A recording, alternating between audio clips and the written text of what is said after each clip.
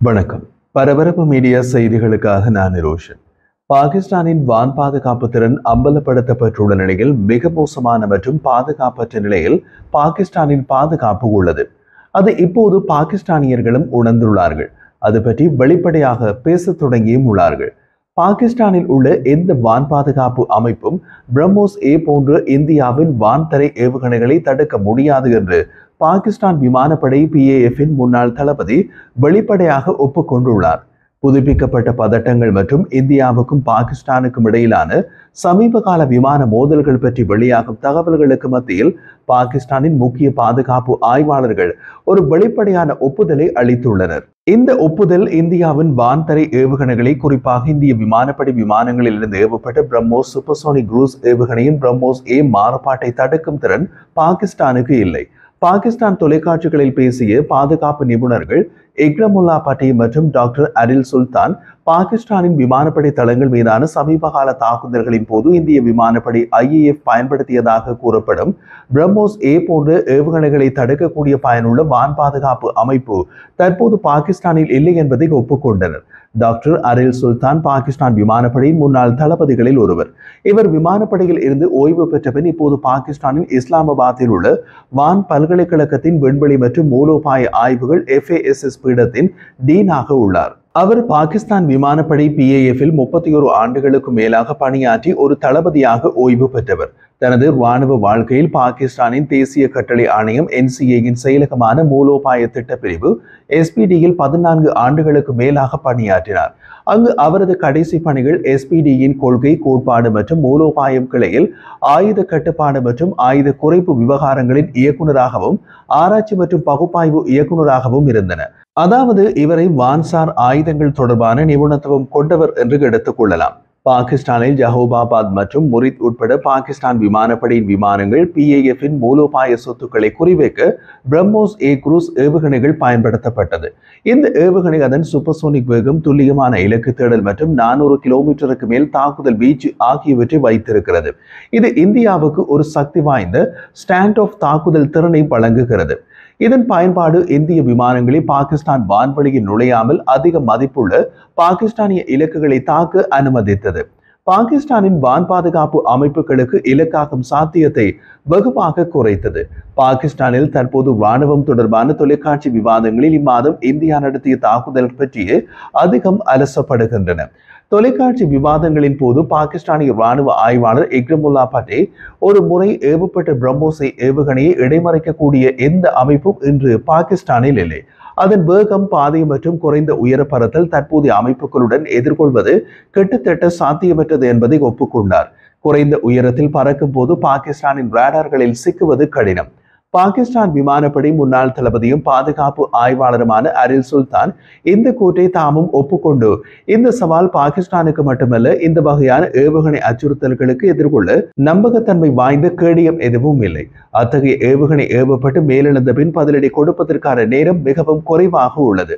வான் பாதுகாப்பு சாதனத்தில் இடைமறைப்பு ஏவுகணை புறப்பட்டு செல்லும் முன் பிரம்மோஸ் ஏவுகணை இலக்கை நெருங்கி விடுகிறது அல்லது இலக்கில் மோதி விடுகிறது என்றார். பாகிஸ்தானுக்கு இங்குள்ள அடுத்த பிரச்சனை இந்தியாவும் பாகிஸ்தானும் தரையால் இணைக்கப்பட்டுள்ள நாடுகள். ஒரு நாட்டிலிருந்து மற்றொரு நாட்டுக்கு குறுகிய தொலைவில் இருந்தே ஏவுகணை ஏவக்கூடிய வசதி உள்ளது. ஈரானில் இருந்தும் ஹவுதிகள், ஏமனில் இருந்தும் இஸ்ரேலை நோக்கி ஏவுகணை ஏவிய போது பெரும்பாலான ஏவுகணைகள் நடுவழியே சுட்டு வீழ்த்தப்பட்டன. காரணம், அந்த ஏவுகணைகள் நீண்ட தொலைவுக்கு பயணிக்க வேண்டும். இடையே வேறு நாடுகள் அல்லது கடல் உள்ளது. அதனால் ஏவுகணை இடைமறைக்க வான் பாதுகாப்பு சாதனங்களுக்கு போதிய கால அவகாசம் கிடைக்கிறது. இந்தியாவுக்கும் பாகிஸ்தானுக்கும் இடையே அந்த கால அவகாசம் கிடையாது. இதற்குள்ள ஒரே தீர்வு அதிக உணர்திறன் உள்ள வான் பாதுகாப்பு வலையமைப்பு இருக்க வேண்டும். இந்தியா அதை செய்துள்ளது. வெளிநாட்டு மற்றும் உள்நாட்டு தயாரிப்பு வான் பாதுகாப்பு அமைப்புகளை ஒருங்கிணைத்து அப்படி ஒரு வான் பாதுகாப்பு கேடயத்தை இந்தியா உருவாக்கி உள்ளது. பாகிஸ்தான் பயன்படுத்தும் சீன தயாரிப்பு வான் பாதுகாப்பு அமைப்புகளுக்கு அப்படியான உணர்திறன் கிடையாது. அதனால் இந்திய ஏவுகணைகளை அவை கோட்டை விடுகின்றன. தெற்காசியாவின் இராணுவ கணக்கீட்டில் நீண்ட தூர துல்லிய ஆயுதங்களின் வளர்ந்து வரும் முக்கியத்துவத்தையும் நவீன அடுக்கு வான் பாதுகாப்பு அமைப்புகள் இல்லாத நிலையில் மூலோபாய சொத்துக்களின் பாதிப்பையும் இப்போது பாதுகாப்பு துறையில் உள்ள பலரும் ஒப்புக்கொள்கிறார்கள். இந்தியா சமீபத்தில் பிரம்மோஸ் ஏஐ விமானங்களில் இருந்து பயன்படுத்திய தாக்குதல் துல்லியமான இலக்கு தாக்குதல் போரை நோக்கி ஒரு கோட்பாட்டு மாற்றத்தை பிரதிபலிக்கிறது. இது ஆழமான வான்வெளி ஊடுருவலுக்கான தடுப்பு சக்தியை குறைக்கிறது. அது மட்டுமல்ல, தாக்குதல் நடத்தும் விமானங்களின் உயிர் வாழ்வை அதிகரிக்கின்றது. பாகிஸ்தானால் இத்தகைய தாக்குதல்களை திறம்பட எதிர்கொள்ள முடியாததால் விமான தளங்கள், கட்டளை மையங்கள் மற்றும் ரேடார் நிலையங்கள் உட்பட முக்கியமான உள்கட்டமைப்புகள் ஆபத்தில் உள்ளன. இது எதிர்கால மோதல்களில் மூலோபாய ஏற்றத்தாழ்வு மற்றும் விரிவாக்க இயக்கவியல் பற்றிய கவலைகளை பாகிஸ்தானில் உள்ளவர்களுக்கு அதிகரிக்கிறது என்பதற்கு பாகிஸ்தான் விமானப்படையின் முன்னாள் தளபதியின் கூற்றே சான்று. மேலும் பாகிஸ்தான் LY-80 என்றும் குறிப்பிடப்படும் சீன தயாரிப்பு HQ-16 வான் பாதுகாப்பு அமைப்பு தரையிலிருந்து வானுக்கு ஏவுகணையை ஏவக்கூடியது என்றாலும் பிரம்மோஸ் ஏ போன்ற அதிவேக குறைந்த உயரத்தில் பறக்கும் க்ரூஸ் ஏவுகணைகளை தடுக்க உகந்ததாக இல்லை என்பதை நிபுணர்கள் குறிப்பிடுகின்றனர். இந்த பாதிப்புகள் வெளிப்படுவது இரு நாடுகளுக்கும் ஒரு எச்சரிக்கை அழைப்பாக வருகிறது. பாகிஸ்தானை பொறுத்தவரை இந்திய ஆயுதங்களுக்கு எதிராக ஒரு பயனுள்ள வான் பாதுகாப்பு கவசம் இல்லாதது அவர்களுக்கு அதிக சேதத்தை ஏற்படுத்தியது. இந்தியாவை பொறுத்தவரை பிரம்மோஸ் ஏ ஒரு தந்திரோபாய நன்மையை வழங்கினாலும் வருங்காலத்தில் பாகிஸ்தான் உள்நாட்டிலோ அல்லது வெளிநாட்டு கூட்டாளிகள் மூலமாகவோ இதே போன்ற திறன்களை பெறக்கூடிய நாளுக்கு இந்தியாவும் தயாராக இருக்க வேண்டும் என்று நிபுணர்கள் எச்சரிக்கின்றனர். அதே நேரத்தில் இந்த விஷயத்தில் இந்தியாவுக்கு ஒரு முக்கிய அனுகூலம் உள்ளது. அது இந்தியா உள்நாட்டு தயாரிப்புகளுக்கு கதவுகளை திறந்துள்ளது. ஆனால் பாகிஸ்தான் வெளிநாட்டு ஆயுதங்களை, முக்கியமாக சீன ஆயுதங்களை நம்பியுள்ளது. இந்தியாவும் ஒரு காலத்தில் ஆயுதங்களுக்கு வெளிநாடுகளை நம்பியிருந்த நாடு. இப்போது கொள்கை மாற்றம் ஏற்பட்டு உள்நாட்டு தயாரிப்புகளுக்கு முன்னுரிமை கொடுக்கின்றது. அதுவும் உள்நாட்டில் அரசு நிறுவனங்களை மட்டும் நம்பியிராமல் உள்நாட்டு தனியார் நிறுவன ஆயுதங்கள் மற்றும் இராணுவ சாதனங்களையும் ஏற்றுக்கொள்கின்றது. அது மோதலில் அதிக பலனை கொடுக்கிறது. அந்த வகையில் இப்போது பெங்களூருவை தளமாக கொண்டு ஆல்பா டிசைன் டெக்னாலஜிஸ் என்ற தனியார் நிறுவனம் இந்திய விமானப்படைக்கு முதல் ஸ்டெல்த் தொழில்நுட்ப எதிர்ப்பு சூர்யா VHF ரேடாரை வழங்கியுள்ளது.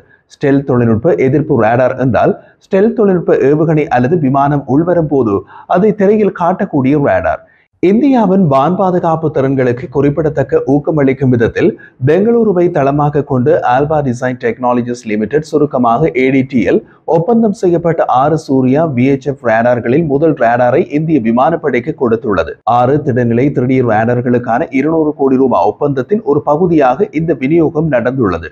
பெங்களூருவில் ADTL நிறுவனத்தால் முழுமையாக இந்தியாவில் உருவாக்கப்பட்ட சூர்யா VHF ரேடார் ஸ்டெல்த் தொழில்நுட்ப விமானங்கள் மற்றும் பிற குறைந்த கண்காணிக்கக்கூடிய வான் அச்சுறுத்தல்களை எதிர்கொள்ள வடிவமைக்கப்பட்ட ஒரு அதிநவீன மொபைல் ரேடார் அமைப்பு என்று தயாரிப்பு நிறுவனம் கூறுகிறது. VHF பேண்டில் இயங்கும் இந்த ரேடார் உறிஞ்சும் பூச்சுக்கள் காரணமாக வழக்கமான உயர் அதிர்வெண் ரேடார்களுக்கு பெரும்பாலும் கண்ணுக்கு தெரியாத ஸ்டெல்த் தொழில்நுட்ப இலக்குகளை கண்டறிய நீண்ட அலைநீளங்களை பயன்படுத்துகிறது என்று தெரிய வருகிறது. 2 சதுர மீட்டர் அல்லது அதற்கும் அதிகமான வான் இலக்குகளை 360 கிலோமீட்டர் வரம்புக்குள் காட்டக்கூடியதாக கூறப்படும் சூர்யா ரேடார் நீண்ட தொலைவில் வரும் ஸ்டெல்த் தொழில்நுட்ப இலக்குகளை கண்காணிக்கும் திறனை கொண்டுள்ளதாக கூறப்படுகின்றது. ஆல்பா டிசைனில் உள்ள திட்டங்களின் உதவி துணைத் தலைவர் விஷால் ஆனந்தின் கூற்றுப்படி 2 வாகனங்களில் பொருத்தப்பட்ட இந்த அமைப்பு நிமிடத்திற்கு 10 சுழற்சிகளை செய்ய முடியும். இது விரைவான மற்றும் விரிவான கவரேஜை உறுதி செய்கிறது. சூர்யா ரேடார் வெளிநாட்டு அசல் உபகரண உற்பத்தியாளர்களிடமிருந்து, அதாவது OEM-களிடமிருந்து எந்த தொழில்நுட்ப பரிமாற்றமும் இல்லாமல் உள்நாட்டிலேயே வடிவமைக்கப்பட்டு உருவாக்கப்பட்டது என்று தெரிவித்தார். சூர்யா ரேடாரின் செயல்திறன் பிராந்திய இராணுவ இயக்கவியலை மறு வடிவமைக்கக்கூடும். குறிப்பாக சீனா போன்ற எதிரிகளிடமிருந்து ஸ்டெல்த் தொழில்நுட்ப அச்சுறுத்தல்களை எதிர்கொள்வதில் இந்தியாவுக்கு நல்ல பலனை கொடுக்கலாம். குறிப்பாக சீனாவின் J-20 போர் விமானங்கள் மற்றும் விங்லூங் ஆளற்ற விமானங்களின் உள்வருகையை இந்த ரேடார் காட்டிக் கொடுக்கலாம். ஆகாஷ் மற்றும் QRSAM ஏவுகணைகள் போன்ற பிற உள்நாட்டு அமைப்புகளுடன் சூர்யா ரேடாரின் ஒருங்கிணைப்பு இந்தியாவின் பலகடுக்கு வான் பாதுகாப்பு கட்டமைப்பை மேலும் வலுப்படுத்தலாம். இந்திய விமானப்படை IAF தொடர்ந்து நவீனமயமாக்கப்பட்டு வருவதால் சூர்யா ரேடாரின் பயன்பாடு பாதுகாப்பு தொழில்நுட்பத்தில் இந்தியா ஒரு தலைவராக உருவெடுப்பதை காட்டலாம். ஏரோ இந்தியா 2025 கண்காட்சியில் சூர்யா ரேடாரின் காட்சி படத்தில் உலகளாவிய பார்வையாளர்களுக்கு வழங்கப்பட்டது. இது நட்பு நாடுகளுடன் ஏற்றுமதி மற்றும் ஒத்துழைப்புக்கான அதன் திறனை அடிக்கோடிட்டு காட்டுகிறது. இந்த தொழில்நுட்ப புரட்சியில் பெங்களூரு முன்னணியில் இருப்பதால் ஆல்பா டிசைன் டெக்னாலஜிஸ் மற்றும் இந்திய விமானப்படை IAF ஆகியவை தன்னாட்சி போர் மற்றும் வான் பாதுகாப்பில் புதிய அளவுகோல்களை அமைத்து வருகின்றன.